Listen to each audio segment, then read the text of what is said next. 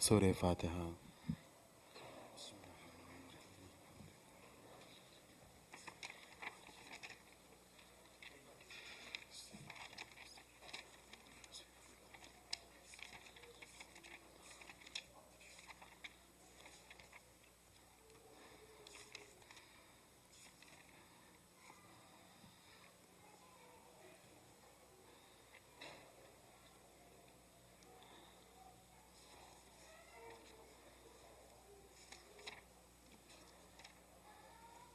صلوات بر محمد وآل محمد۔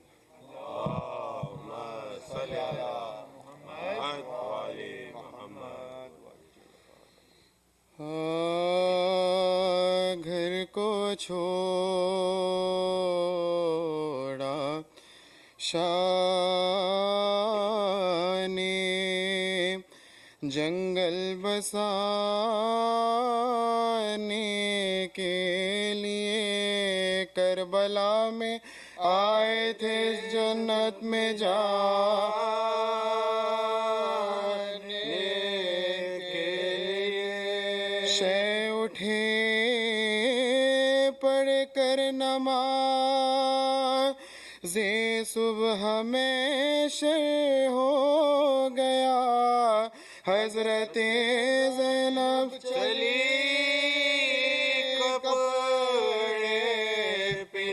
حضرت زینب چلی کپڑے پنا، کہتی تھی ماخت میرے اکبر کو تھا پیغام مرگ، یہ جوانی آئی تھی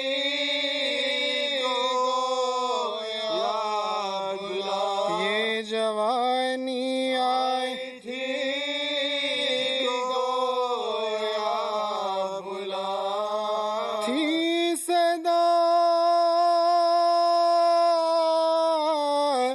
زہرا کی زینب، مر گیا تیرا حسین، گھر میں جا بیٹی سفید ماتم بچھا، گھر میں جا بیٹی سفید ماتم بچھا، کے لیے گھر کو چھوڑا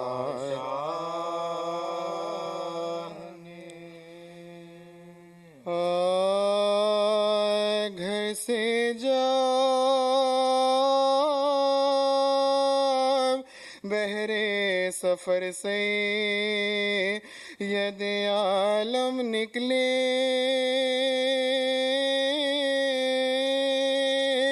سر جھکائے ہوئے بادی دے پرنم نکلے، خیشو فرزند کمر بانکے باہم نکلے، رو کے فرمایا کہ شہر سے ابا، رو کے فرمایا کہ شہر سے ابا نکلے،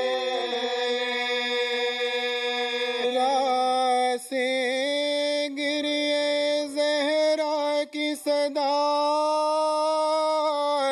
تی ہے، دیکھ قسمت ہمیں کس دشت میں جا، دیکھ قسمت ہمیں کس دشت میں لے جا چین سے سب ہے گھروں میں، مجھے ملتا نہیں چین، سخت آفت میں ہے اب آپ کا یہ نور العین، ٹکڑے دل ہوتا ہے جب رو کے حرم کرتے ہیں میں ننھے بچوں کو بھلا لے کے کدھر جا ننھے بچوں کو بھلا لے کے کدھر جا اے حسین شے میں چین جنگل میں اما ملتی ہے دیکھے قبر مسافر کو کہاں میں دیکھیے قبر مسافر کو کہاں ملتی ہے یہ وہ دن ہے کہ پرندے بھی نہیں چھوڑتے گھر مجھ کو درپیش ہے روزوں میں آفت کا سفر ہے کہیں قتل کا ساماں کہیں لٹ جانے کا ڈر ساتھ ہے بچوں کا بادشاہ ساتھ ہے بچوں کا بادشاہ جی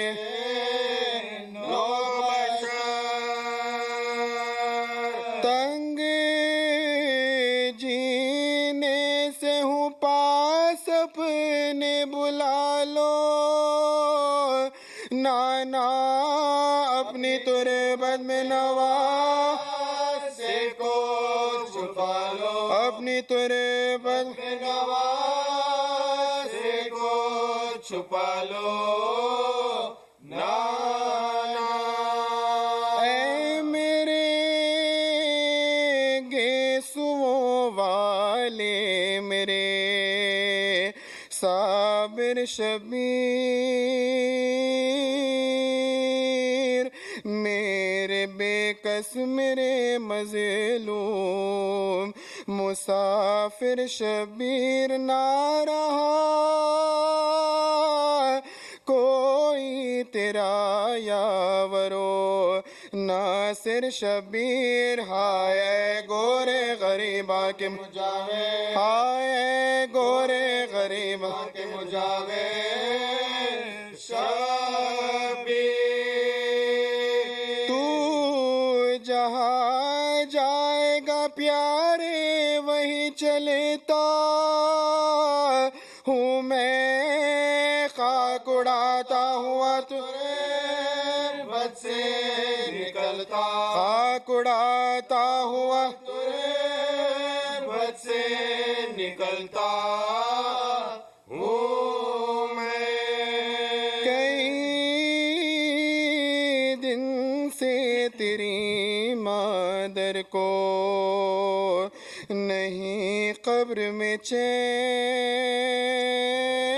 چین آئی تھی شب کو میرے پاس یہ کرتی ہوئی بین گھر میرا لٹتا ہے فریاد رسول ثقلین صبح کو اپنا وطن چھوڑ کے جاتا صبح کو اپنا وطن چھوڑ کے جاتا ہے حسین کہنے آئی ہوں کہ منہ قبر سے موڑوں گی میں اپنے بچے کو اکیلا تو نہ چھوڑو اپنے بچے کو اکیلا تو نہ چھوڑو گی میں ماں کی تربت پا گئے شاہ بچش میں خوبار اتری محمل سے بس دیا ہو فغا زینب زار دوڑ کر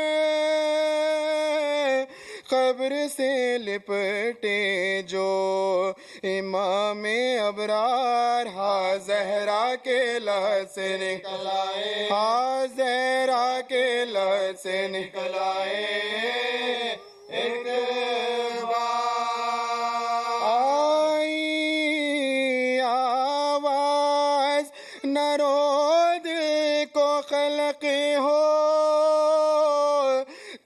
ہے قبر ہلتی ہے کلے جا میرا قبر ہلتی ہے کلے جا میرا شک ہوتا ہے ہاں بلاؤ میرا باسی دلاور ہے کدھر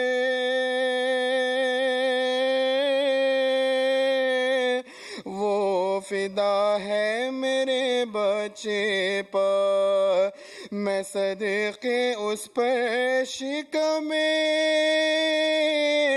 غیر سے گو ہے پر وہ میرا ہے پسر یہ صدا سن کے برادر کو پکارے یہ صدا سن کے برادر کو پکارے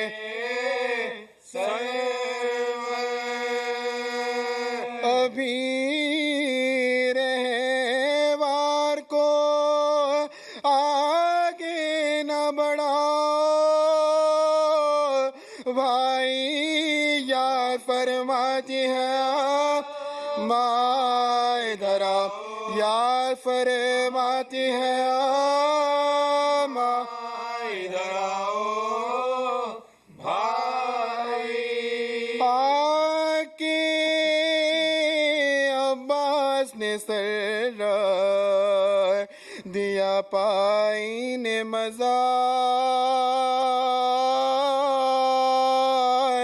آئی زہرا کی صدا میں تیری غربت کے نثار اپنے پیاروں کے برابر میں تجھے کرتی ہوں پیار دھیان بھائی کی حفاظت کر دھیان بھائی کی حفاظت کر رہے ہیں دلدار کوئی غربت میں اسے مار نہ ڈالے بیٹا میرا شبیر ہے اب تیرے حوالے میرا شبیر ہے اب تیرے حوالے بیٹا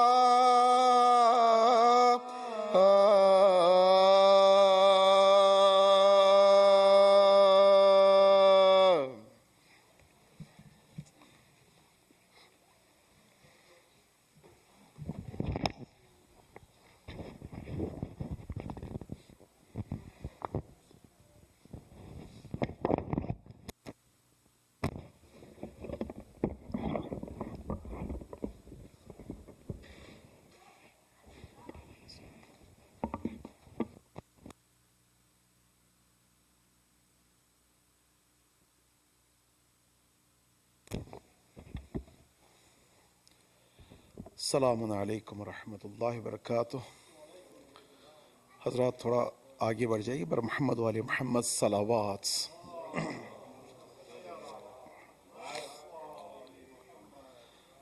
الارواح المؤمنین والمؤمنات بالاخص مرحومین حاضرین مخصوصاً مرحوم سید محمد عباس رضا زیدی مرحومہ کنیز نرجس مرحوم امیر علی خان مرحومہ فاطمہ بیگم اور مرحوم سید جعفر حسین. الفاتحہ.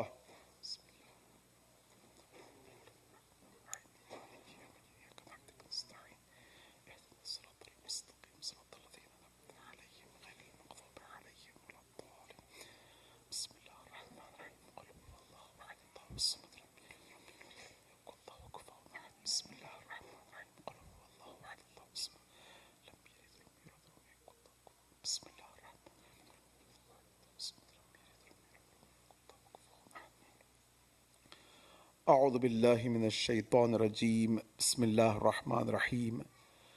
لا حول ولا قوة إلا بالله العلي العظيم أفوض أمري إلى الله والله بصير بالعباد الحمد والثناء لله رب العالمين ثم الصلاة والسلام وتحية الإكرام على جميع الأنبياء والمرسلين والشهداء والصالحين والصديقين وعلى خير خلقه البشير النذير السراج المنير الذي سمي في السماء بأحمد وفي الأراضين بأبي القاسم محمد اللهم صل على محمد وعلى آل بيته الطيبين الطاهرين المعصومين المظلومين المنتجبين الميامين الذين أذهب الله عنهم الرجس وطهرهم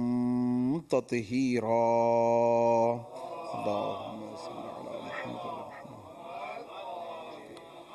ولعن دائم على أعدائهم أعداء الله من يوم ظلمهم إلى يوم الدين أما بعد فقد قال الله سبحانه وتبارك وتعالى في كتابه الكريم هو أصدق الحديث بسم الله الرحمن الرحيم اقرأ باسم ربك الذي خلق صدق الله وصدق رسوله وصدق ولي الكريم صلوات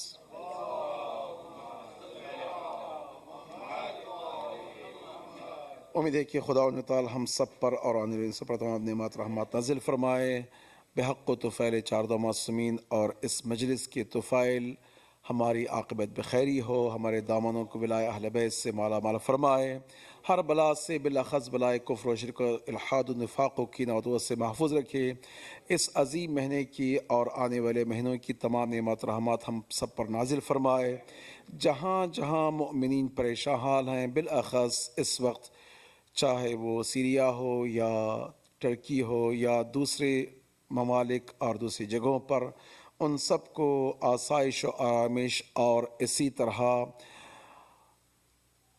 بحق و طفیل چاردہ معصومین ہر سکون سے اور ہر نعمت سے نوازے اور امام کے ظہور میں تعجیل فرمائے اور ہم سب کو ان کی خاص آوان و انصار میں محشور فرمائے ببرکت صلوات بر محمد و آل محمد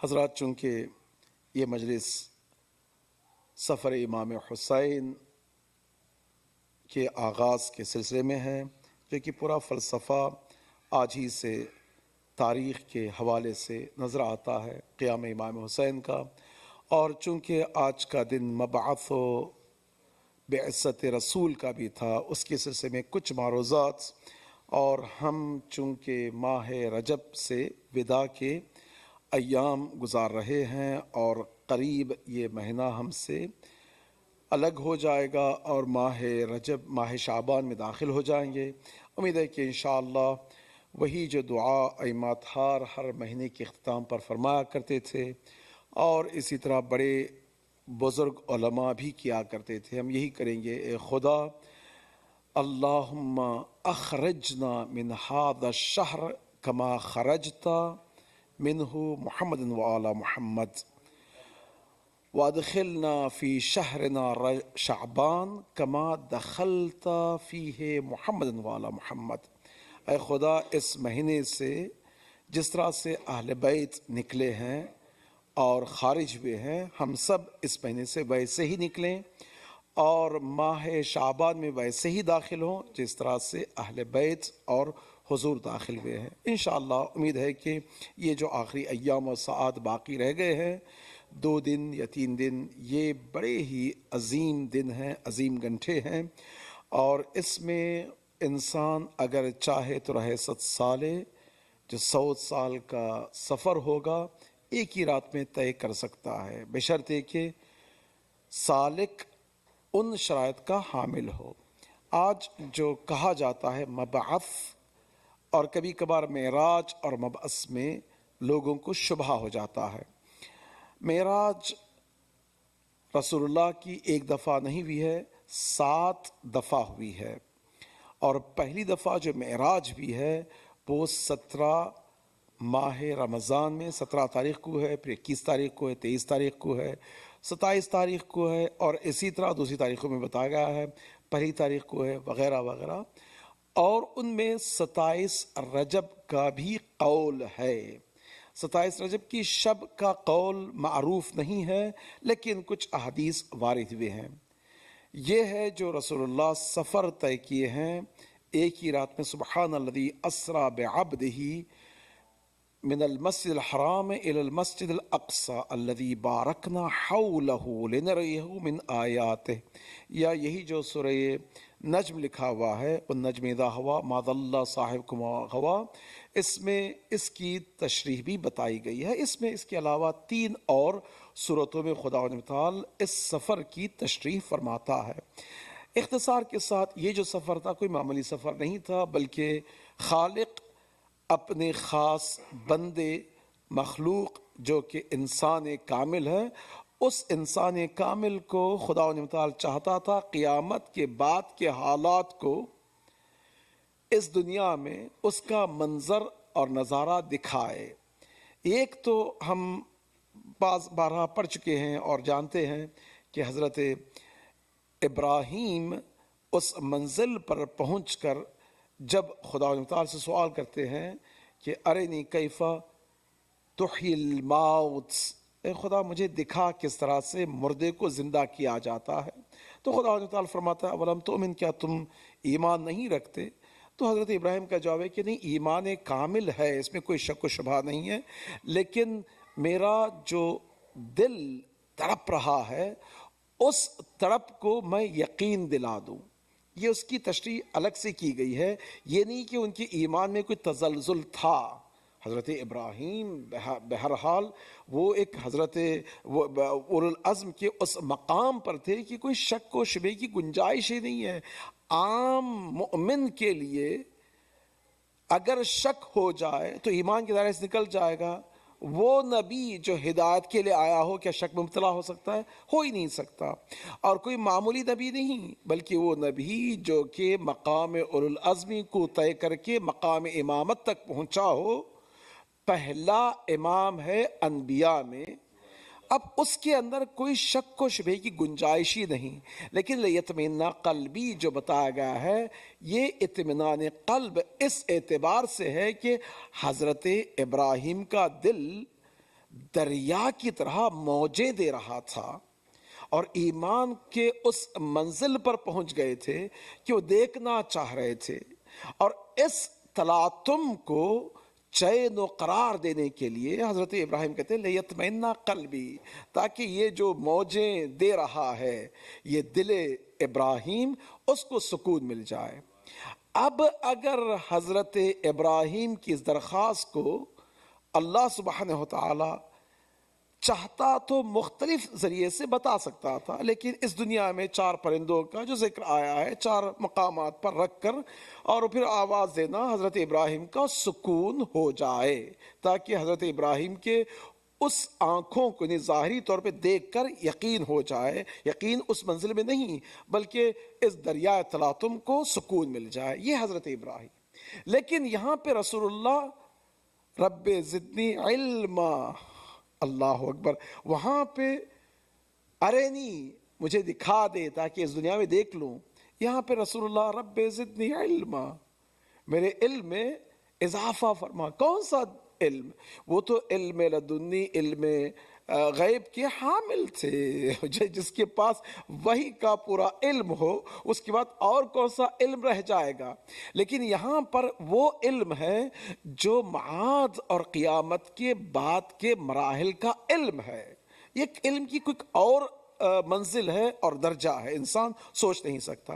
تو خدا تعالی چاہ رہا تھا کہ 4 پرندوں کا نظارہ نہیں، بلکہ حضرت خاتم الانبیاء والمرسلین، اشرف المخلوقات، اشرف الانبیاء کو ایسا سفر دکھائے کہ یہ مثالی پرندے نہیں، بلکہ قیامت میں، قیامت کے بعد جو کچھ منظر ہوگا پورے کا پورا منظر حضور کے لیے بتایا جائے.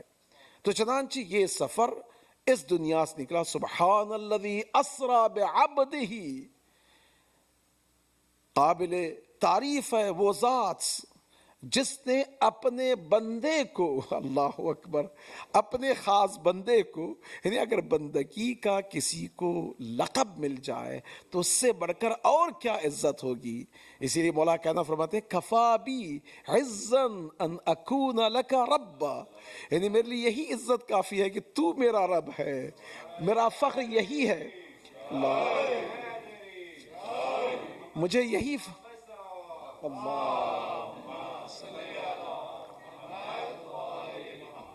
مجھے یہی فخر کافی ہے کہ میں تیرا بندہ ہوں. اب یہ بندگی کا جو رابطہ ہوگا کوئی معمولی رابطہ نہیں ہے. تو یہ سفر مولا کا اب رسول اللہ ایک رات میں طے کرتے ہیں. اب ان 7 شبوں میں سے ایک شب کل کی رات بھی بتائی گئی ہے، میں تاکہ اسے بتا رہا ہوں مطلب. اور اس میں یہ سفر اوج پر کہاں پہنچا، یہ 4 پرندوں کا ذکر نہیں ہے. علامہ طباطبائی فرماتے ہیں، علامہ طباطبائی بھی ایک ایسے لیجنڈ تھے تفسیری دنیا میں کہ انسان دیکھتا رہ جائے. آپ کی جو نزاکت ولایت میں پائی جاتی ہے عجیب سی نزاکت ہے، معمولی نزاکت نہیں ہے کہ ایسے ہی مطلب اٹنگ پٹنگ کی ہو، نہیں، ایسی نزاکت ہے. فرماتے ہیں کہ حضرت ابراہیم کو تو 4 پرندے دے کر ان کے دل کو سکون مل گیا، لیکن رسول اللہ ہر منزل سے گزرتے گئے سکون نہ ملا.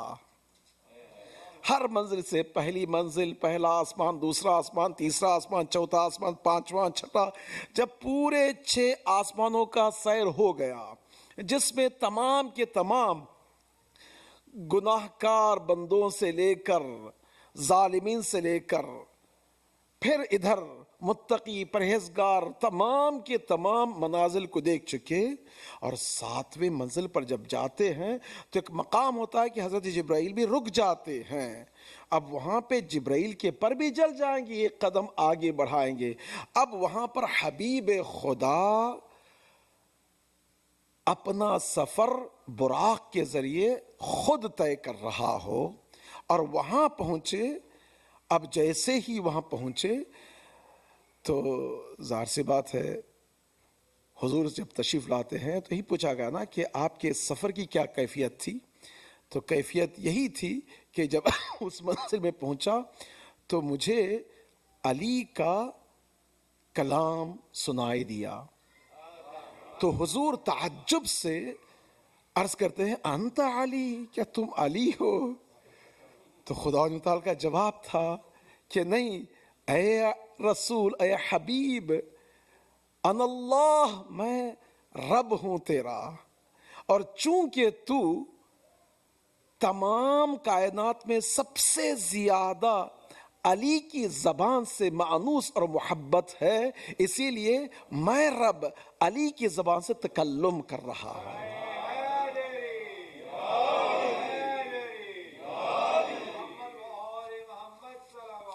اللہم صلی علی محمد. اب یہ جو کیفیت تھی 4 پرندوں کی کیفیت نہیں تھی. اب یہاں پر دل تلاطم رسول سکون پاتا ہے. رب زدنی علما، اب وہ کمال تک پہنچتے ہیں. یہ ایک سفر ہے. اب یہ سفر کی گنجائش اب وقت میں گنجائش نہیں ہے کہ سفر کی اور توضیح دوں میں، یہ کیے تھا. لیکن دوسرا جو آج کا جو دن گزرا ہے وہ مبعث کا ہے، بعثت رسول کا ہے. بعثت رسول کیا ہے؟ یہ نہیں کہ رسول مبعوث ہوئے ہو، نہیں. کنت نبیا والآدم بین الماء والطین، میں تو اس وقت نبی تھا جب آدم کی خلقت ہوئی ہی نہیں تھی. تو اسی وقت ان کی امامت اور رسالت کا آغاز ہو چکا تھا. لیکن اس دنیا میں جب تشریف لائے ہیں تو کیفیت یہ تھی کہ اس دنیا میں لوگوں کو بتانا تھا قل انما انا بشر مثلکم، میں تمہاری جیسا، تم جیسا انسان ہوں، بشر ہوں. لیکن تم اس خیال میں مبتلا نہ ہو جانا کہ تمہارا جیسا نسی یا گنہکار یا خدا، میرے الفاظ ہیں خدا نہ خواستہ یہ ہمارے ذہنوں کی ہے، یہ تم یہ نہ تصور کرنا کہ ہم جیسا نہیں، بلکہ بشر نوری یوحا الیہ. فرق یہی ہے کہ بشر ہوں، لیکن وہ بشر جو تمام بشر کو ہدایت دے، وحی کی طرف انسان کو ہدایت دے. اب وہ ظاہر سی بات ہے وہی ہدایت دے سکتا ہے جو وحی کا پورا علم رکھتا ہو. اگر نہ رکھے تو کیسے ہدایت ہو ہی نہیں سکتا. تو یہ مبعث یا بعثت رسول جو آج ہے 40 سال کی عمر میں 40 دن غار حرا میں رہ کر، جبل النور میں رہ کر، اور تمام کائنات سے یا تمام بشریت سے الگ رہیں، لیکن ایک بشر ہے جو ہمیشہ آ رہا ہے. اللہ اکبر. یہ کیا انتظام الہی ہے کہ اگر معراج پہ جائیں تو علی ہیں، اگر اس دنیا میں 40 دن کے لیے الگ ہیں تو علی ہیں. اسی لیے دیکھیں ہر مناسبت پر زیارت امام حسین کا ذکر آتا ہے، ہر مناسبت میں، لیکن مبعث کی شب کو زیارت امیر المؤمنین ہے. علی اور رسول کا جو ساتھ ہے نفس رسول ہے، یہ الگ نہیں ہے. کچھ لوگ اس خطا میں مبتلا ہو گئے ہیں کہ دو بشر تھے، دو بشر نہیں بلکہ ایک ہی بشر نفس رسول. قرآن مجید میں اس سے بڑھ کر اور کیا سند ہو سکتی ہے؟ تعالوا ندعو ابناءنا وابناءکم انفسنا انفسکم نساءنا نساء. اب ابنا میں بچے تو آ ہی گئے حسن حسین، نساءنا عورتوں میں حضرت زہرا آ گئیں. اب نفس رسول کون ہے؟ علی کے علاوہ اور کوئی دوسرا نہیں ہے. تو قرآن مجید کی صداقت کے اعتبار سے بھی نفس رسول ہے. تو اس اعتبار سے آپ کی زیارت کل اور آج مخصوص ہے مولا کائنات کی. گرچہ ذکر رسالت ہے، آپ کبھی کبھار اشعار میں بھی سنتے ہیں کہ قلم لکھنے کے لیے بیٹھا تھا رسول لیکن علی آتے گئے. یہ کوئی ایسی بات نہیں ہے کہ یہ شاعر کا تصور بیان کیا، نہیں، یہ حقیقت اسلام ہے، حقیقت رسالت ہے. اگر آپ رسول کو جاننا ہے تو بغیر علی کے ہو ہی نہیں سکتا، اور علی بھی بغیر رسول کے ہو نہیں سکتے. یہ دونوں کا جوڑ ایسا جوڑ ہے کہ میں اور آپ کیا کوئی دنیا کی طاقت الگ نہیں کر سکتی. کیوں؟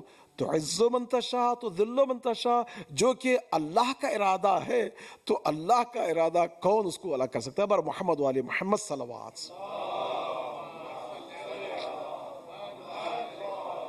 تو آپ کی بعثت 40 سال میں 40 دن عزلت کے بعد غار حرا میں رہ کر، جبل نور میں رہ کر جو آج بھی ہے، وہ قرآن مجید کا پہلا نزول نہیں ہے. بعض لوگ اس میں بھی شبہ کرتے ہیں، قرآن مجید کا پہلا نہیں. مولا کائنات جب اس دنیا میں آئے تھے، آپ جائیں سنی شیعہ تمام کتابوں میں لکھا ہوا ہے 13 رجب کو. اب جیسے ہی حضور کے مطلب ہاتھوں میں آتے ہیں تو سب سے پہلے جو تلاوت ہوتی ہے آپ کی کون سی ہے؟ مولا کائنات فرماتے ہیں کہ کیا میں تورات کی تلاوت کروں، انجیل کی، زبور کی، قرآن کی، صحف عیسیٰ، صحف آدم، صحف ابراہیم؟ تو جب حضور فرماتے ہیں قرآن مجید تو قد افلح المؤمنون، سورہ مؤمنون کی تلاوت فرماتے ہیں مولا کائنات. اس میں کوئی شک و شبہ نہیں ہے.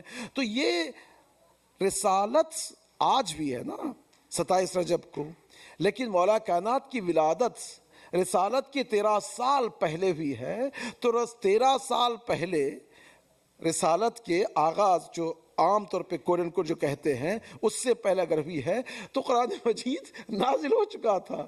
یہ نزول قرآن اس کو دوسرے معنی میں، لیکن آفیشیل طور پر تاکہ انسانوں کی ہدایت کے لیے ایک آغاز ہو. وہ آغاز اس دنیا میں، جبکہ حضرت موسیٰ حضرت عیسیٰ کے لیے آغاز گہوارے میں ہوا تھا.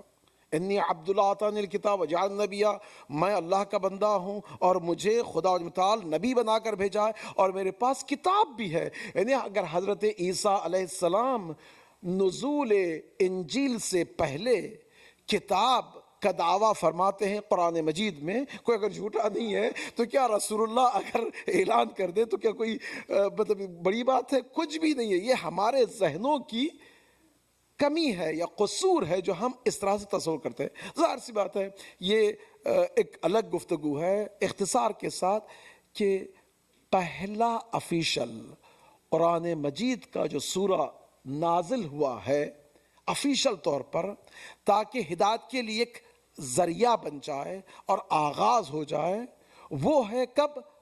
آج کا دن ہے. اس سے پہلے رسول کیا تھے؟ رسول تھے، لیکن ان کی ہدایت کون سی تھی؟ ہدایت بشری تھی. ہدایت بشری تھی. کیوں؟ اس لیے کہ اس سے پہلے لوگوں کی دلوں میں جو سکہ جمع ہوا تھا کیا تھا؟ امین اور صادق کا تھا. امین اور صادق بھی عام انسانوں کا نہیں تھا، اللہ کی طرف سے تھا، لیکن اخلاقی مظاہر اس اوج پر پہنچ گئے تھے. بعثت لأتمم مکارم الاخلاق، میں مبعوث سے پہلے، بعثت سے پہلے تمام اخلاق کے مدارج کو طے کر چکا ہوں اور بندگی کے اس اعلیٰ منزل پر پہنچ چکا ہوں کہ لوگ مجھے کوئی حرف نہ اٹھائیں، کوئی تصور نہ کرے کہ یہ ہم جیسا بشر ہے. تو آپ کی رسالت کا آغاز ہوا. سب سے پہلا جو آفیشل سورہ کیا ہے؟ اقرأ بسم ربک الذی خلق. اللہ اکبر. اقرأ. دیکھیں پورا دین اگر اس کا نچوڑ دیا جائے تو کیا ہے؟ آگاہی، بیداری. جہالت کا نام دین نہیں ہے، گمراہی کا نام دین نہیں ہے. انسان اپنے گھمنڈ میں رہ جائے کہ بھئی یہ ہمیں پتہ نہیں ہے جو کچھ ہے، نہیں، بلکہ آگاہی جب آتی ہے، بصیرت آتی ہے، علم و قرائت اس کے اندر پایا جاتا تو اس دین کی آغاز ہے، اسلام کا آغاز ہے، ایمان کا آغاز ہے. ایمان کا آغاز شروع ہوتا ہی ہے آگاہی، علم، بصیرت، قرائت سے ہوتا ہے. اقرأ بسم ربک الذی خلق. اور وہ بصیرت، آگاہی بھی کہاں ہے؟ جو معبود اور عبد، اللہ اور بندے کے ساتھ اگر ربط جڑ جائے تو وہ آگاہی ہے. اگر یہ ربط نہیں جڑتا، چاہے آیت العظمیٰ ہو یا ڈاکٹر ہو، جو بھی ظاہری طور پہ علم حاصل کر لے لیکن یہ جوڑ نہ ہو، یہ علم نہ ہو تو وہ علم نہیں ہے، اس کا آغاز نہیں ہوا ہے. تو چنانچہ آج مبعث جو کہتے ہیں، کس لیے کہتے ہیں مبعث؟ اس لیے کہ آج افیشل وحی کا سلسلہ شروع ہو چکا ہے. کاہے سے؟ آگاہی سے، علم سے، معرفت سے، قرائت سے، تاکہ انسان اس قرائت کے درجے پر پہنچے، علم کے درجے پہنچے تو سب سے پہلے پائے کیا؟ میں اللہ کا بندہ ہوں. اقرأ بسم ربک الذی خلق. جو خلقت کا جو تعلق ہے وہ کیا ہے؟ بندے اور رب کے درمیان ہے. تو چنانچہ میں یہیں پہ میں ختم کر دوں تاکہ سفر امام حسین کے بارے میں کچھ معلومات عرض کر دوں. آج چونکہ 28 سفر کی شب ہے، 28 رجب کی شب ہے اور 27 رجب کا دن گزر چکا ہے. تو یہ جو دن گزرا ہے اور کل رات جو گزری ہے، یہ مبعث اور معراج کا ذکر تھا. آج اور کل اور پرسوں جو 3 دن جو باقی رہ گئے ہیں، بہت ہی عظیم دن ہے. اور حدیث اور بات میں بتایا جاتا ہے کہ جو شخص درک نہ کرے ان دنوں میں، خصوصاً ماہ شعبان سے پہلے جو گھنٹے یا دن ہوتے ہیں ان کو درک نہ کرے تو وہ پھر شب قدر کو درک نہیں کر سکتا.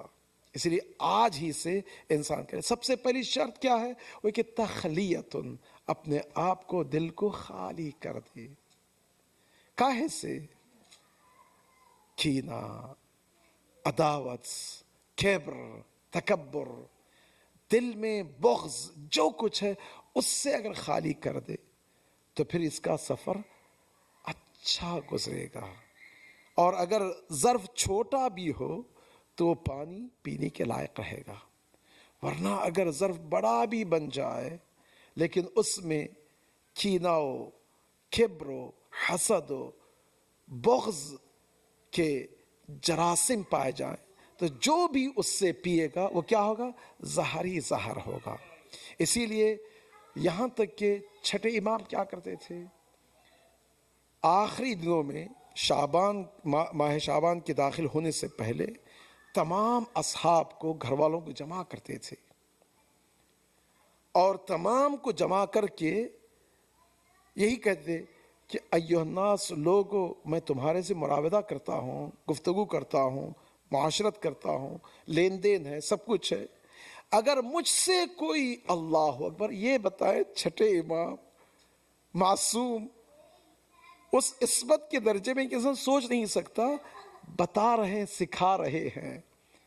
یہاں پر خود امام کا عمل نہیں ہے، جو امام کے ساتھ رہنے والا ہے اس کے ذہن میں اگر یہ بھی آ جائے کہ ہو سکتا انہوں نے زیادتی کی ہے، نعوذ باللہ، یہ خود شرک ہے، یہ خود گناہ ہے، لیکن اس کو بچانے کے لیے امام کرے، اس کو بھی ہو جائے تاکہ ماہ شعبان میں داخل ہوں تو بالکل پیور داخل ہو سکے۔ ماہ شعبان کیا ہے؟ ماہ شعبان حاصل کرنا ہے۔ اگر انسان حاصل کرے تو سب سے پہلے کنڈیشن یہ ہے کہ آپ کا ظرف کام بالکل کلین اور پاک ہو اور اس کے اندر سوراخ نہ ہو۔ اگر ظرف پاک نہیں ہے یا اس کے اندر سوراخ پائے جائیں تو جتنا بھی آپ اس میں اونڈھے لیں، جتنا بھی ڈالیں، یا گندا ہو جائے گا، پوائزن، زہریلا ہو جائے گا، یا خالی ہو جائے گا۔ اس لیے کمال کی بات یہی ہے کہ ظرف کو سب سے پہلے ہمارے دلوں کے ظرف کو، فطرت کو پاک کرے۔ ان جو دن باقی رہ گئے ہیں اس میں کیا ہے؟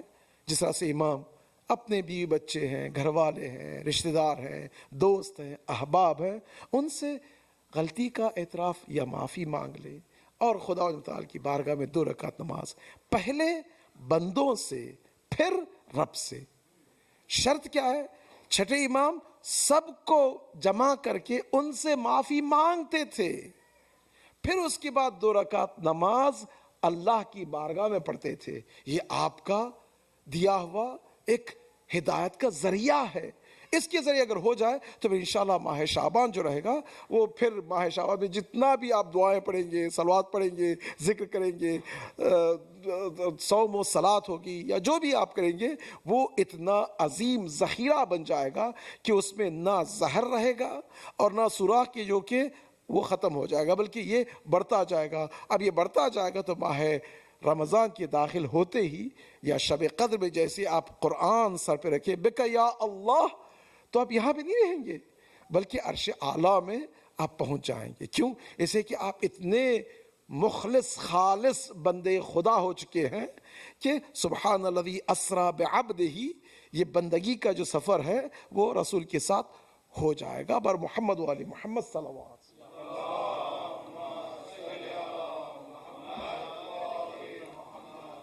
آج کی شب 28 رجب کی شب ہے۔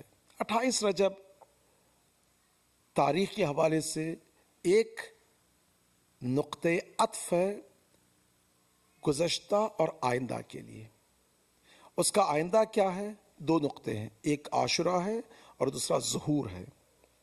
اس کا گزشتہ کیا ہے؟ گزشتہ ہے اس کا غدیر اور رسالت۔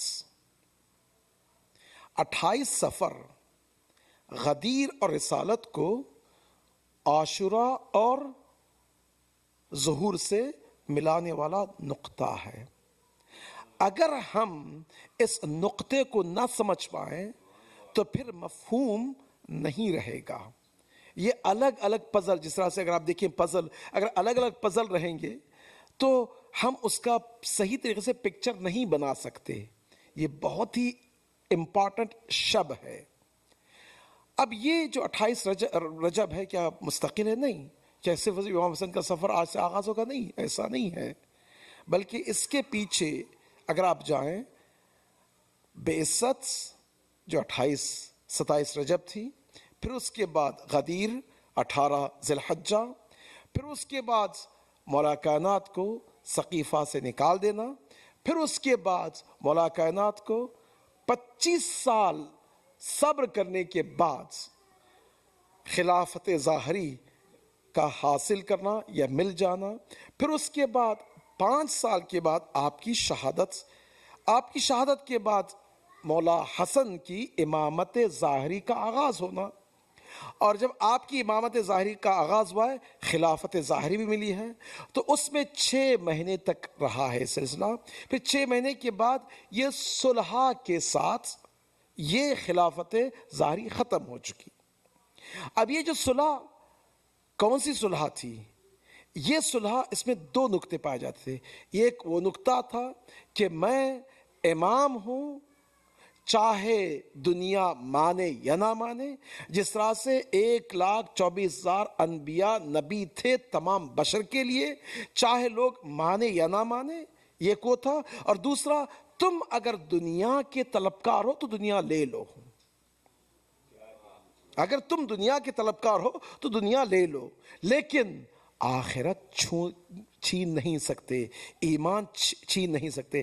چنانچہ امام حسن صلح میں جو کنڈیشن لگاتے ہیں وہ تمام کنڈیشن اسی کی طرف دلالت کرتے ہیں کہ آپ ہدایت کے تمام امور کو اپنے ہاتھ میں لیے ہیں، آخرت کے امور کو اپنے ہاتھ میں لیے ہیں، اور دنیا کو معاویہ کے حوالے کیے۔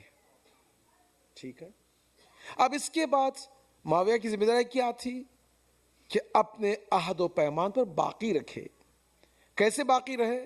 اگر معاویہ واصل جہنم ہو تو پھر اس کے بعد امام حسن امام بنیں گے، اگر امام حسن قید حیات میں نہیں ہے تو امام حسین کی ذمہ داری ہے کہ اس ظاہری امامت کو یا ظاہری خلافت کو اپنے ہاتھ میں لے۔ یہ کنڈیشن کے ساتھ رہا۔ معاویہ 22 رجب کو واصل جہنم ہوا۔ میں یہاں پہ یہ رک کر کہوں کہ کبھی کبھار یہ شبہ آتا ہے کہ بھئی ہمارے بزرگ علماء بحق، بزرگ علماء جن میں آیت اللہ سیستانی ہیں یا رہبر معظم ہیں اور دوسرے جو ہیں، سبھی فرماتے ہیں کہ سب و لعن مخصوصاً ان افراد کے لیے جو کہ قابل احترام ہیں نہ کریں، بالکل اس میں کوئی شک و شبہ نہیں ہے، میں اس کا قائل ہوں، لیکن معاویہ اور یزید اس میں داخل نہیں ہے۔ کیوں؟ اسے کہ یہاں تک کہ ابن تیمیہ جو وہابی مسلک کا ہیڈ ہے وہ خود کہتا ہے کہ یزید اور یزید کا خاندان قابل لعن ہے۔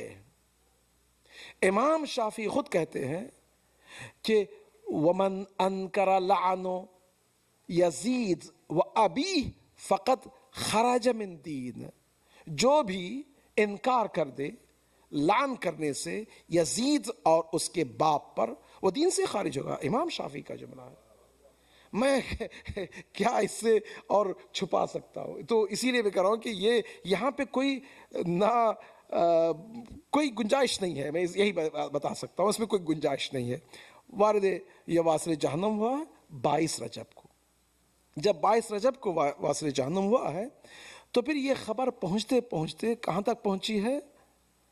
مدینہ تک 27 رجب کو پہنچی ہے۔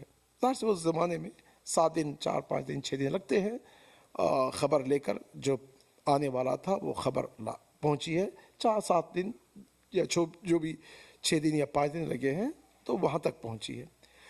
تو اس وقت معاویہ کی ذمہ داری یہ تھی کہ امام حسین کے سپرد کر دے، بلکہ امام حسن کا قاتل بھی وہی ہے، اور یہاں تک کہ بہت ہی بڑے امام نسائی اہل سنت کے بہت ہی بڑے معتبر علماء میں سے عالم ہیں، وہ خود کہتے ہیں کہ امام حسن کے قتل کا باعث کون ہے؟ معاویہ ہے، اور معاویہ قتل نہیں کرنا چاہیے تھا، قتل کیا، ورنہ اگر معاویہ زوج حسن کو وہ لالچی نہ دیتا تو وہ یہ کام نہ کرتی۔ میں خیر مطلب اس میں گہرے میں نہیں جانا چاہتا۔ نتیجہ کیا ہوا کہ معاویہ نے اپنی زندگی کے آخری ایام میں یزید کو اپنا خلیفہ بنا کر گیا، اور جانتا تھا کہ کچھ لوگ اس کی خلافت کو نہیں مانیں گے، اسی لیے معاویہ نے کہا تھا کہ 3-4 لوگوں کو نہ چھیڑو، ان کو اپنے حال پہ چھوڑ دو، ان کے پاس مت جاؤ۔ ان میں 2 عبداللہ ہیں، عبداللہ بن عمر، عبداللہ بن زبیر، اور اسی طرح مولا حسین، ان لوگوں کو نہ چھیڑو، جو ہے ان کے اپنے حال پہ چھوڑ دو۔ باپ کی وصیت کے باوجود یزید نے کہا کہ نہیں، سب سے پہلے تو میں انہی کو میں نشانہ بناؤں گا۔ تو یہ جو 4 لوگ تھے، 4 میں سے ایک عبداللہ بن زبیر، وہ مدینہ سے نکل کر مکہ بھاگ گئے۔ مکہ میں انہوں نے اپنی جان بچانے کے لیے وہ وہاں پہ مطلب جو کچھ اعتکاف شروع کر دیا۔ عبداللہ بن عمر، ان کا بھی ایک عجیب کردار ہے، ان کی داستان الگ ہے۔ حالانکہ اگر آپ دیکھا جائے تو مولا کائنات ان کو معاف کر دیتے ہیں، مولا کائنات کے سامنے آ کر کہتے ہیں کہ میں آپ کی بیعت نہیں کروں گا۔ مولا کائنات یہی شرط کرتے ہیں کہ اگر تم مجھ سے بیعت نہیں کرنا چاہتے تو کوئی مسئلہ نہیں ہے، یہاں پہ میں دنیائے ظاہری کو میں آپ پہ تحمیل کرنے کے لیے نہیں آیا ہوں، اور میری امامت آپ کے لیے اختیار ہے، تم چاہو ہدایت کا راستہ مانو، اگر نہیں چاہو کوئی مسئلہ نہیں ہے، لیکن ایک شرط پر، شرط یہ ہے کہ فتنہ نہ پھیلانا۔ اس نے مانا فتنہ نہیں پھیلاؤں گا، اور مولا کائنات کی بیعت نہیں کی، اس نے چھوڑ دیا۔ مولا کائنات بھی اس کو اپنے حال پہ چھوڑ دیے۔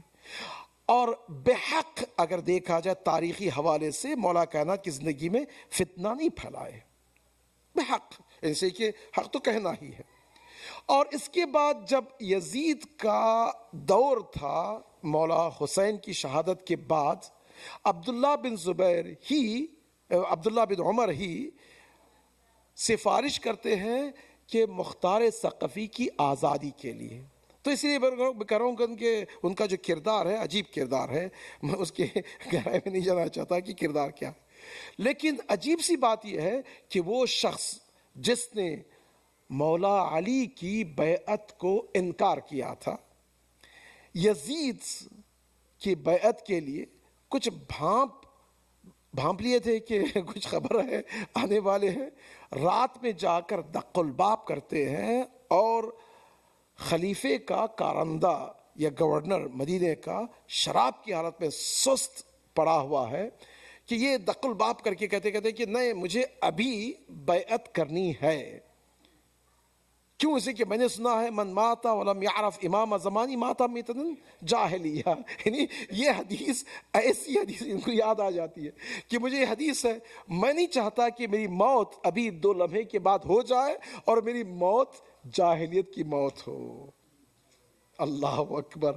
اب وہ خلیفے کا کارندہ گورنر جو ہے وہ شراب کی حالت میں سنا ہے کہ اچھا یہ کرنا ہے تو پیر دیتا ہے، پیر کو چوم کے اس طرح سے گر گرا۔ دیکھیں آپ جا کر دیکھیں امام نسائی کی کتاب، اس کتاب میں تشریح جو بتائی گئی ہے عجیب تشریح ہے، کہ اس طرح سے گر گرا کر جس طرح سے حجر اسود کو چومتے ہیں کہ خدا میری رات کو تو نے بصیرت علم سے نوازا تاکہ میں اپنے امام کی بیعت کر لوں۔ وہ خود امام نسائی کہتے ہیں کہ یہ ان کا جو گرگرانا تھا وہ ایمان سے نہیں تھا، ڈر سے تھا، یزید کے خوف سے تھا۔ جب یزید کا خوف آ جاتا ہے، یہ جو گرگرا کر رونا ہے یہ وہ اس کا خوف ہے، تو اس کے ساتھ ہو گیا، ختم بات۔ لیکن مولا حسین کے پاس جب آیا تو مسئلہ مولا حسین کا یہ ہے کہ یہاں پہ اگر دنیا مانگنے کے لیے آتا یزید تو کوئی مسئلہ ہی نہیں تھا، جس طرح سے بھائی حسن دے چکے ہیں یہ بھی دے دیتے، جس طرح سے بھائی حسن کی شہادت کے بعد 10 سال یعنی 9 سال تک مولا حسین بھی اس خلافت ظاہری کو معاویہ کو سونپ دیے تھے، اور اسی پر پابرجا تھے۔ ایسا نہیں تھا کہ مولا حسین نے اس دنیا کو حاصل کرنے کے لیے کوئی قیام کیا ہوگا، نہیں، پوری داستان دیکھیں، جہاں جہاں معاویہ کو ضرورت پڑی تھی جو لوگ آتے تھے یا دین کا سوال کرتے تھے مولا حسین ہی جا کر ریزالو کرتے تھے، اس میں کوئی گنجائش نہیں ہے، کوئی شک و شبہ نہیں ہے۔ اگر مولا حسین کے پاس یزید آتا، یہ کہتا ہے کہ بھئی میں وہی جو میرے باپ نے یہ کیا ہے، دنیا مجھے چاہیے، آخرت تم لے لو، تو مولا حسین تو معاف کر دیتے۔ آپ خود جانتے ہیں نا، جس طرح جب مروان حکم جنگ جمل میں شمر کے ساتھ ہیں، شمر اور مروان حکم دونوں آتے ہیں، اللہ اکبر، ولید، مروان اور شمر آتے ہیں مولا حسن کے پاس، کاہے کے لیے؟ جنگ جمل میں وہ اس طرف ہے اور مولا کائنات کا جو گروہ ہے اس طرف ہے۔ اب یہ جو تین بجاتے ہیں، بھاگ رہے ہیں، انہوں نے کہا کہ حسین کے در سے کوئی اور بہتر دروازہ نہیں ہے اپنی جان بچانے کے لیے۔ تو شمر بھی، مروان بھی اور ولی تینوں آتے ہیں مولا حسین کے پاس، جیسے قدموں میں گرتے ہیں تو مولا حسین لے کر آتے ہیں مولا امیر المومنین کے پاس۔ جب امیر المومنین کے پاس لاتے ہیں تو علی دیکھ کر ان تینوں کو آنکھوں سے مولا کے آنسو بہہ جاتے ہیں، حسین تم شفاعت لائے ہو، وہ شخص جو تمہارے سینے پر سوار ہوگا۔ اللہ اکبر، کوئی معمولی بات نہیں ہے، یہ حسین ہے۔ اگر اس حسین سے یزید کہہ دیتا کہ مجھے دنیا چاہیے تو دنیا مل گئی ہوتی، لیکن یزید کا سوال کیا ہے؟ یہ بیعت کرو۔ کون سی بیعت؟ وہ بیعت جو حسن نے نہیں کی ہے۔ اللہ اکبر، وہ بیعت جو حسن نے نہیں کی ہے، اس بیعت کا سوال۔ تو یہاں پر مولا حسین کا جملہ کیا ہے؟ لا یبایع مثلی مثلہ، حسین تو حسین ہے، حسین کا پیرو بھی اس کے پیرو جیسا بیعت نہیں کر سکتا، یہ ہو ہی نہیں سکتا۔ یہاں پہ دنیا دینا نہیں ہے، بیعت یہ ہے کہ پورا ایمان دے دے۔ کیا ایمان حسین اس طرح سے دے گا اس یزید کو؟ اللہ اکبر، یہاں پہ کھڑے ہوتے ہیں۔ اب جب یہاں پہ اب ظاہر سی بات ہے، آپ داستان سن چکے ہیں، مولا حسین کا جواب سن کر گورنر کے دل میں ایک عجیب سا ایک خوف طاری ہوتا ہے۔ جیسے ہی جا رہے ہوتے ہیں تو اس وقت مروان حکم کا جملہ تھا کہ اگر اس کو یہاں سے جانے دیا جیسے شیر پنجرے سے نکلا ہو، پھر اس کے بعد کسی کی طاقت نہیں ہے کہ اس کو قابو میں لے کر آئے، مگر یہ کہ خون دریا بہ جائے۔ ایسے ہی ہوا۔ تو یہاں پر مولا حسین کا جملہ ہے کہ اے بے پدر، جو عربی میں جو ہوتا ہے، عجیب سی بات ہے، مولا حسین بھی یہ گالی نہیں بلکہ ہدایت کے لیے جھنجھوڑ رہے ہیں۔ تو اپنی اوقات تو جان لے، تو کون ہے تو جان لے، اور کس کے ساتھ تو گفتگو کر رہا ہے۔ یعنی امام کے ہر جملے میں ایک ہدایت چھپی ہوئی ہے۔ یہ آپ دیکھیں، خود حر کے لیے جو جملہ تھا، ثقلت کا امک، کیا معمولی بات ہے؟ لیکن یہ جملہ کہہ کر جو حر بیدار ضمیر تھا اس کو غفلت سے نجات دلا دی۔ اگر یہ جملہ نہ کہتے مولا حسین، حر کبھی بھی غفلت سے بیدار نہیں ہوتا۔ یہاں پر مروان کو جگا رہے ہیں لیکن مروان سویا ہوا ہے، تو مروان کو جیسے ہی ملتا ہے تو مولا عباس دیوار کے اوپر سے جیسے نیچے اترتے ہیں۔ اب شیخ عباس قمی کے جملات ہیں کہ ایسے جیسے گورنر اور خلیفہ کے کارندوں کے دلوں میں ایک ایسی ہیبت آئی کہ جس طرح سے حضرت موسیٰ اپنے 40 لوگوں کے ساتھ کوہ طور کی طرف لے گئے تھے اور جلوے الہی آیا تھا، سب کے سب خروا لہ ساجدین، سر منہ کے بل گر کر اور سب کے سب سجدے میں گر پڑے تھے۔ اسی طرح یہ ان لوگوں کے دلوں میں ایسے خوف طاری تھا کہ سب کے سب غش کھا کر گر گئے۔ تو مولا حسین اور ابو الفضل عباس نکل کے آتے ہیں۔ اب یہاں سے آپ کا سفر اب خیر اختصار کے ساتھ بتا دیا میں۔ اب یہاں پہ مولا حسین جانتے ہیں آپ نے کیا کیا۔ سب سے پہلے مولا عباس سے کہا کہ بھیا عباس تم جاؤ گھر میں سب کو خبر دے دو اور تیار کر لو۔ اب یہ مولا حسین کہاں جا رہے ہیں؟ بہن زینب جو شادی سے پہلے جو شرط کی ہے اس شرط کو یاد دلانے کے لیے اب جیسے ہی آتے ہیں، رات کی تاریکی ہے اور زینب سمجھ جاتی ہے، اللہ اکبر، ایک لمحے کی بھی گنجائش نہیں ہے، زینب ساتھ میں نکلتی ہے۔ جیسے ہی زینب عزم کرتی ہیں، ارادہ کرتی ہیں، تو مولا حسین فرماتے ہیں بہن زینب بس تیار ہو جاؤ، جوانان بنی ہاشم آئیں گے اور ہم ساتھ نکلیں گے۔ اب نہ جانے ام البنین کا کیا حال ہوا ہوگا، نہ جانے سغرا کس منظر کو دیکھ رہی ہوگی، لیکن حسین یہاں پر وداع کرنے کے لیے گئے ہیں۔ در و دیوار مدینے کی گریا کر رہی ہیں، رو رہی ہے، اللہ اکبر۔ مولا حسین کی زبان پہ یہی جملہ ہے، ان الذی فرض علیک القرآن لرادوک الی معاد فاللہ خیر حافظا وهو ارحم الراحمین۔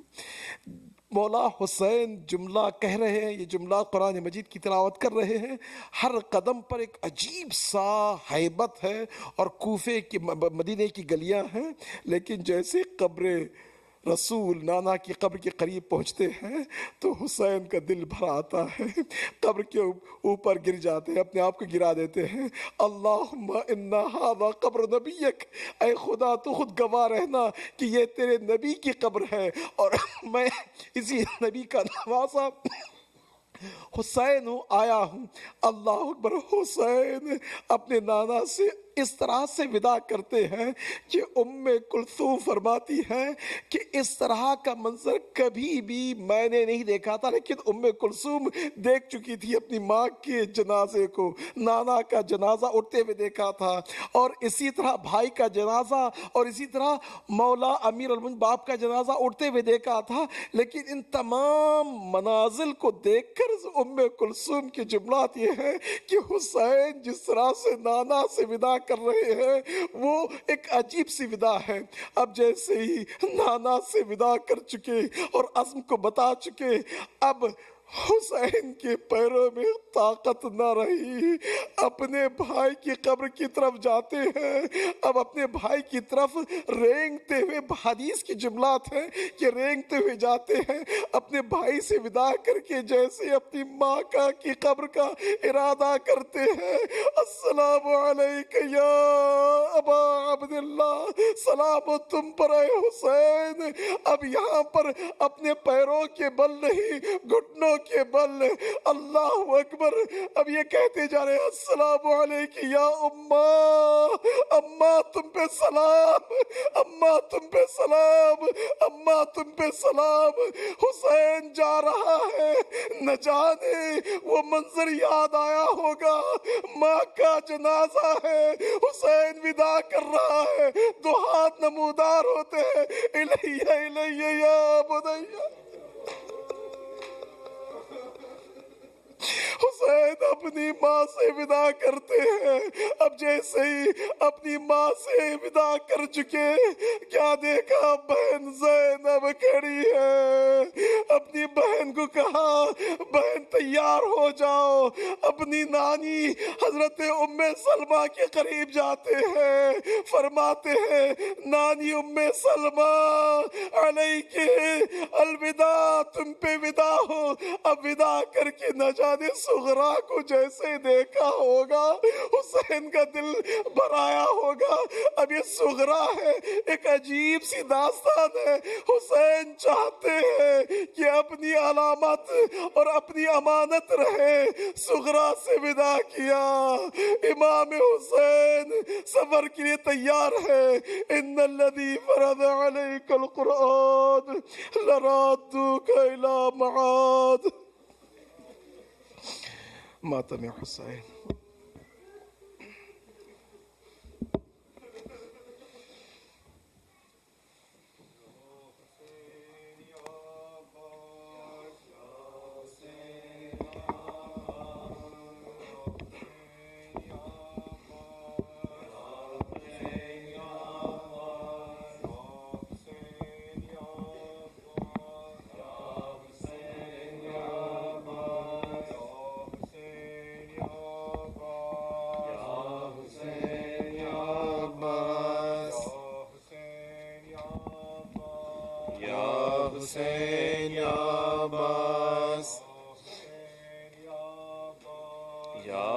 حسین یا عباس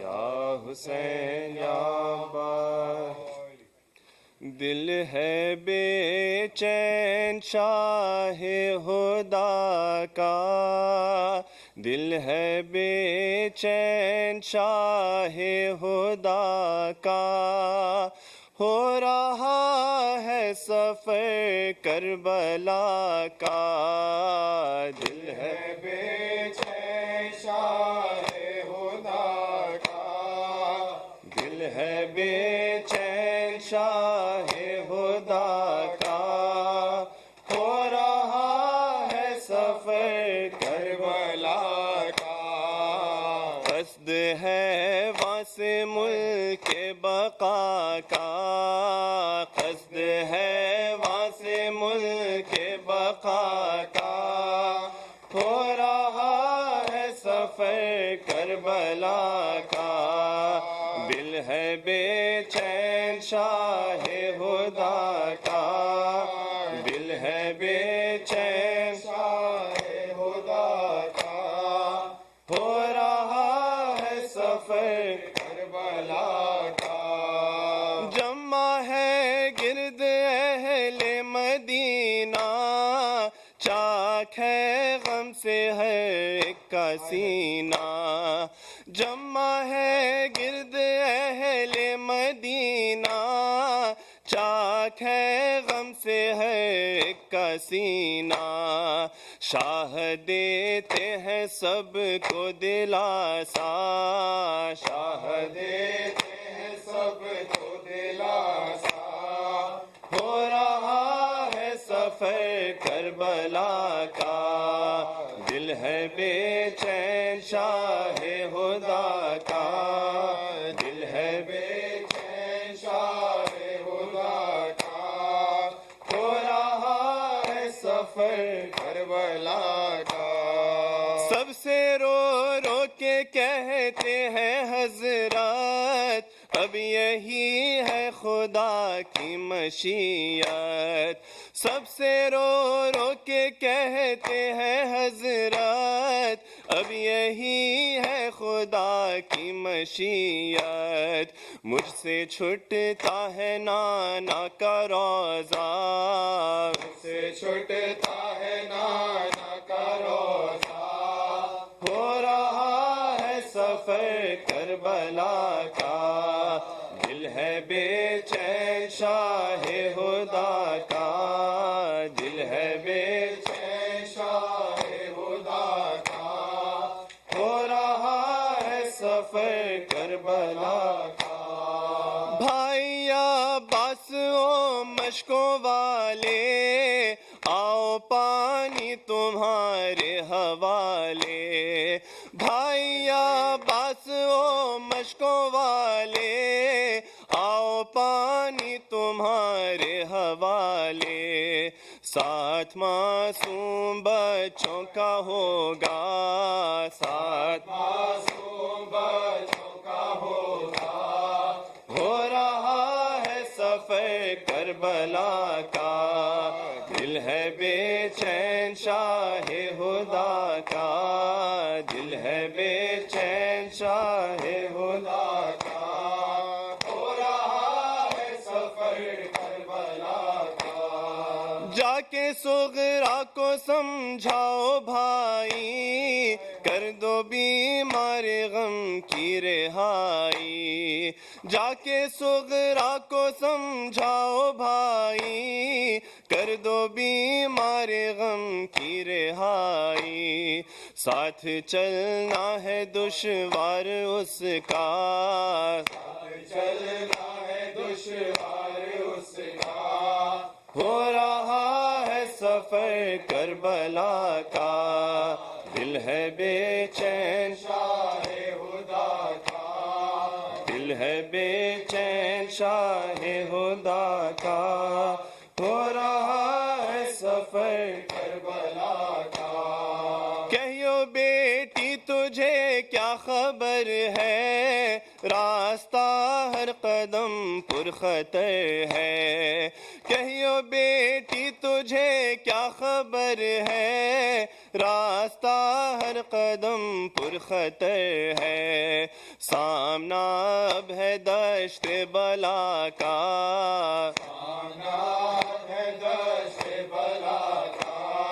ہو رہا ہے سفر کربلا کا، دل ہے بے چین شاہ خدا کا، دل ہے بے چین شاہ خدا کا، ہو رہا ہے سفر کربلا کا، آج ہے بیبیوں کو ہماری شان سے جا رہی ہے سواری، آج ہے بیبیوں کو ہماری شان سے جا رہی ہے سواری، کل کہاں ہوگا ان کا یہ پردہ، کہاں ہوگا ان کا یہ پردہ، ہو رہا ہے سفر کربلا کا، دل ہے بے چین شاہ خدا کا، دل ہے بے چین شاہ خدا کا، ہو رہا ہے سفر کربلا کا،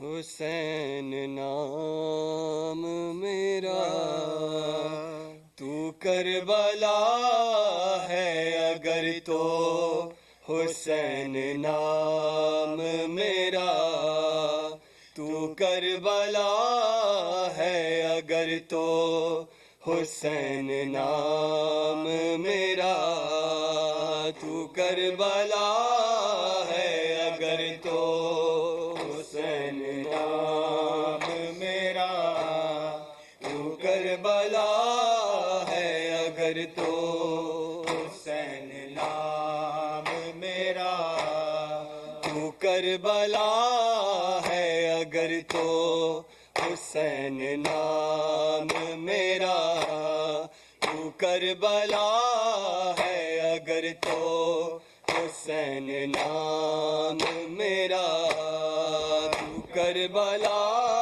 ہے اگر تو، حسین نام میرا تو کربلا ہے اگر تو، حسین نام میرا، تجھے مولا بنانا، تجھے مولا بنانا ہے فقط کام میرا، تو کربلا ہے اگر تو، حسین نام میرا تو کربلا ہے اگر تو، حسین نام میرا ہے تو کربلا ہے اگر تو، حسین نام میرا، تجھے مولا بنانا، تجھے مولا بنانا ہے فقط کام میرا، تو کربلا ہے اگر تو، حسین نام میرا تو کربلا ہے اگر تو، حسین نام میرا تو کربلا ہے اگر تو، حسین نام میرا، سارے نبیوں کے جو سردار میرے نانا ہے، سارے نبیوں کے جو سردار میرے نانا ہے، اس سے سرور کی سواری، اس سے سرور کی سواری ہے بس مقام میرا، تو کربلا ہے اگر تو، حسین نام میرا کربلا ہے اگر تو، حسین نام میرا تو کربلا ہے اگر تو، حسین نام میرا، میرے ہی دوں سے یہ جاری نظام خالق ہے، میرے ہی دوں سے یہ جاری نظام خالق کرتا ذرہ ذرہ ذکر کرتا ہے صبح و شام میرا تو کربلا ہے اگر تو حسین نام میرا کربلا ہے اگر تو حسین نام میرا تو کربلا ہے اگر تو حسین نام میرا تیری صدا پہ تجھے میں بسانے آیا ہوں تیری صدا پہ تجھے میں بسانے آیا ہوں زیر خنجر تم بھی سننا زیر خنجر تم بھی سننا ذرا کلام میرا تو کربلا ہے اگر تو حسین نام میرا تو کربلا ہے اگر تو حسین نام میرا تو کربلا ہے اگر تو حسین نام میرا تجھے مولا بنانا تجھے مولا بنانا ہے فقط کام میرا تو کربلا ہے اگر تو حسین نام میرا کربلا ہے اگر تو ہاں جی اگلے جائیے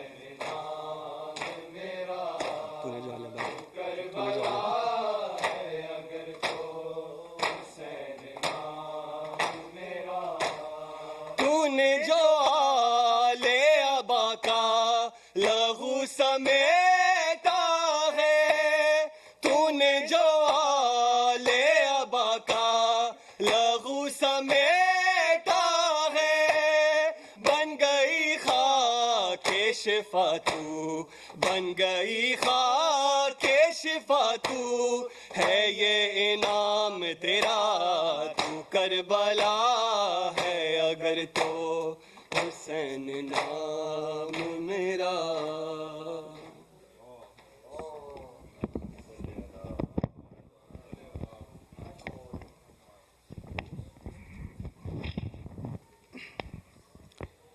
إلى أرواح المؤمنين والمؤمنات بالأخص مرحومين الحاضرين مخصوصا مرحوم سید محمد عباس رضا زیدی مرحومہ کنیز نرجس مرحوم امیر علی خان مرحومہ فاطمہ بیگم اور مرحوم سید جعفر حسن الفاتحہ